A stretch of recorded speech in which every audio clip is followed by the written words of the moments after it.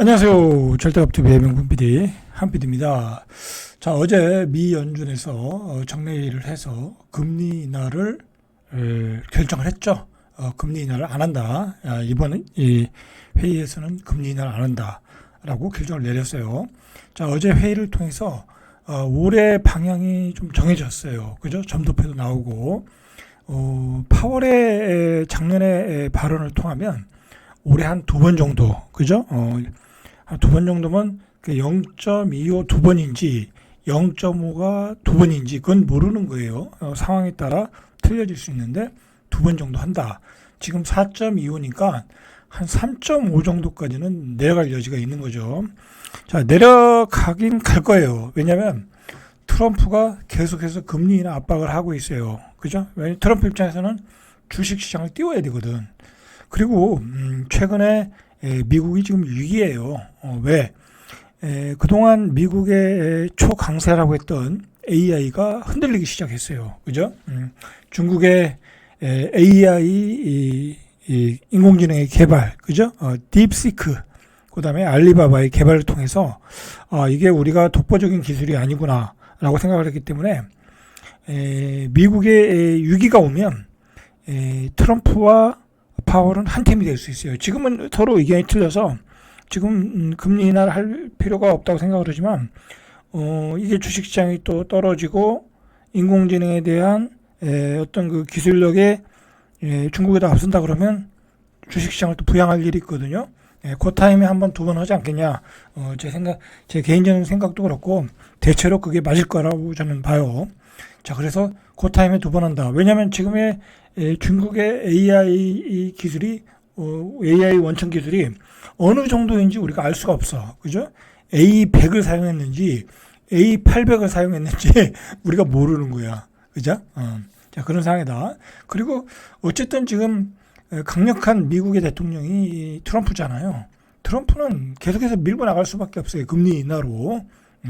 그러면 파월도 말을 들을 수밖에 없고 최소 두 번, 많으면 한 번 더, 뭐 그렇게 그 정도로 예상을 하고 여러분들이 재테크 계획을 세우시면 되는 거예요. 투자 계획을 세우시면 돼. 가장 중요한 거는 뭐냐면 미국이 지금 위기 상황으로 가고 있다라는 거예요.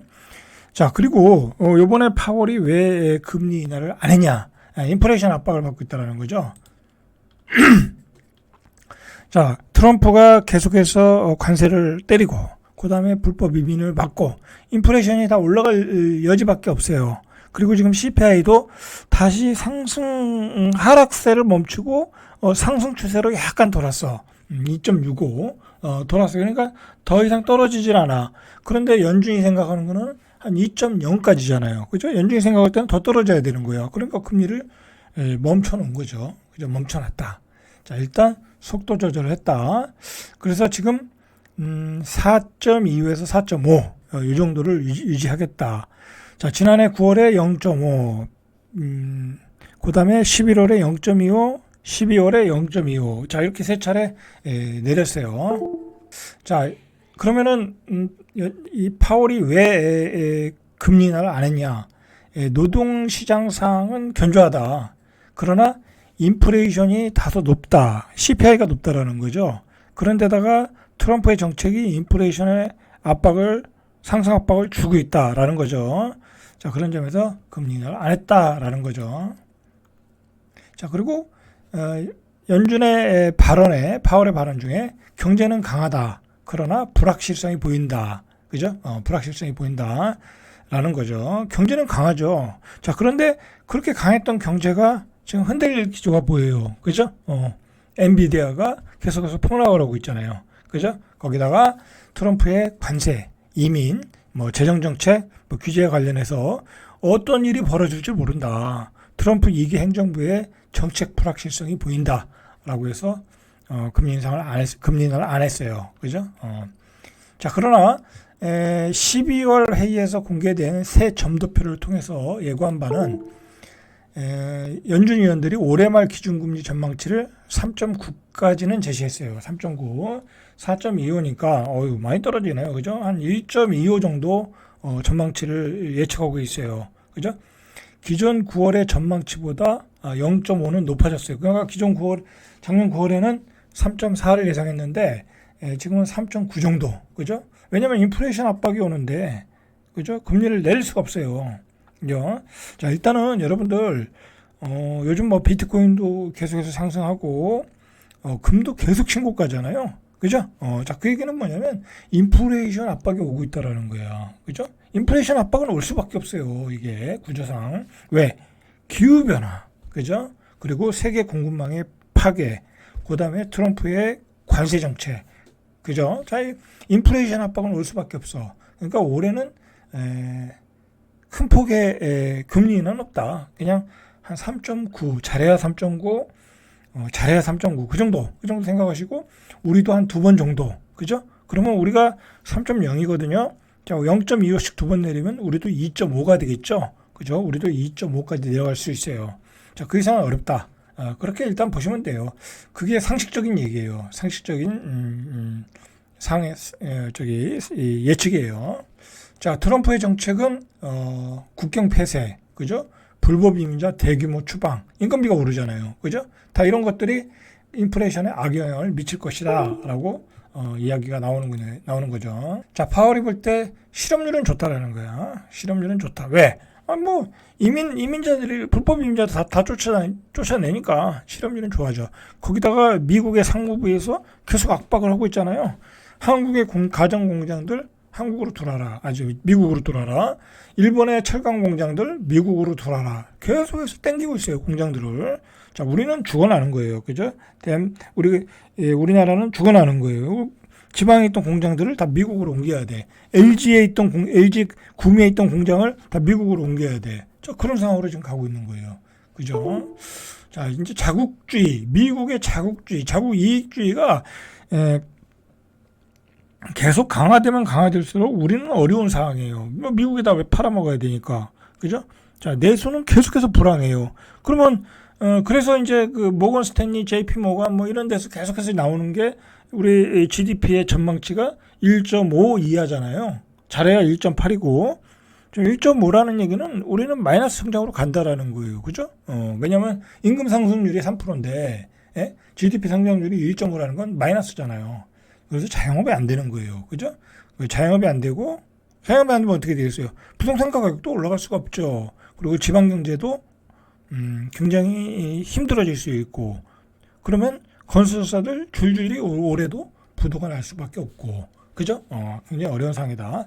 그러니까 한국은행 총재도 올해 금리를 미국이랑 차이가 있음에도 불구하고 내릴 수밖에 없다. 그죠? 내릴 수밖에 없다. 그래서 2월에는 내린다고 그래요. 2월에 문제는 이게 금리를 내렸을 때 2.5가 되는 거잖아요. 우리가. 자, 여러분들, 제가 이제 한 가지 팁을 말씀드리면, 우리가 이제 2.5가 되잖아요. 금리가.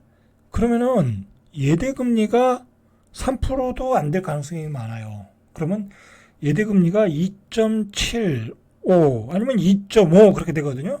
그러면 또 돈을 가진 사람들이 또 들썩거릴 수 있어요.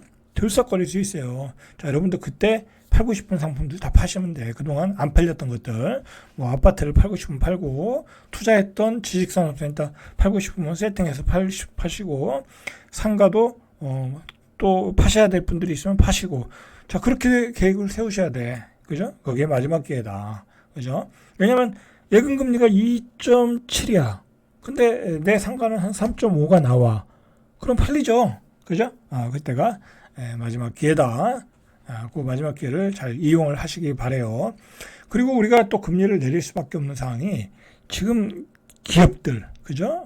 뭐 우리 대기업도 마찬가지예요. 지금 석유화학, 그다음에 철강 가동률이 떨어졌잖아요. 그리고 적자가 나기 시작했어요.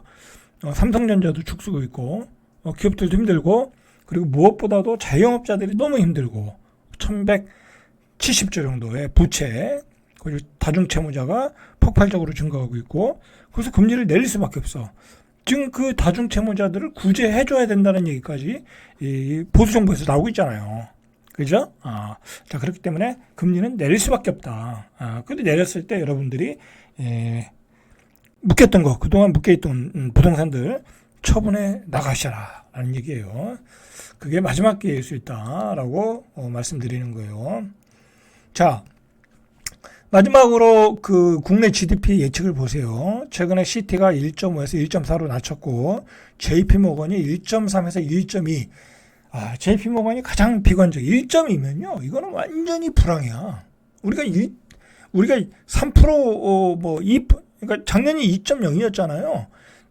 작년이 너무 안 좋았는데 작년보다 더 못해. 매출이 한 30% 줄어든다는 거야. 그죠? 자, 이렇게 된다. 이러면 건설사들, 중소기업들, 소규모 영세업자들 다 부도야. 다 부도까지는 아니지만 많은 기업들, 많은 자영업자들 부도가 날 수 있다. 파산이 날 수 있다라는 거예요. 자, 그래서 우리도 다음 달에 한 0.25 정도 낮출 것으로 예상을 하고 있어요. 이제 한국은행 총재도 이제 그런 뉘앙스로 얘기하고, 기사들도 그렇게 얘기하고, 그런 상태. 왜냐면 지난달에 안 했잖아요. 그죠? 한 2달 정도 안 한 걸로 알고 있거든요. 자, 여러분, 인플레이션 압박이 오고 있는 거예요. 그러니까, 금리는 많이 오르진 않아. 내리질 않아. 인플레이션 압박이 오더라도 내리지 않아. 그러니까 올해도 계속해서 인플레이션이 오는 거예요. 인플레이션은 오고, 그 다음에 내수 경기는 안 좋고, 그죠? 굉장히 이제 우리는 올해 경기는 더 힘든 상황이야. 그죠? 그러니까 요즘 사람들이 아예 부동산에 관심이 없어요. 그죠? 아예 관심이 없어요. 자, 오늘은 여기까지. 절대값TV의 명품 PD 한 PD였습니다.